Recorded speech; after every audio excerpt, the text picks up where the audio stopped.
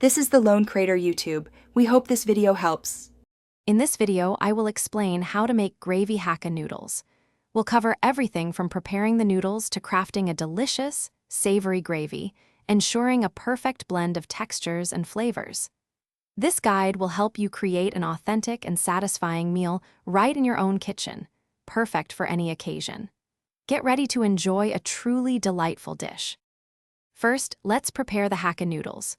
Boil them according to package directions until they are just al dente, meaning they still have a slight bite. Immediately drain and rinse them under cold water to halt the cooking process. This step is crucial for maintaining their texture. Finally, toss the noodles with a small amount of oil to keep them from clumping, setting them aside for later. Now for the heart of the dish, the gravy. Begin by sautéing finely chopped garlic, ginger, and onions until they become fragrant.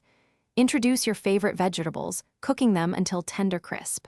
Then, add a blend of soy sauce, a dash of vinegar, and a touch of chili sauce for that signature Hakka flavor. Finally, thicken the gravy with a cornstarch slurry, stirring until it reaches your desired consistency. The final step is to bring everything together.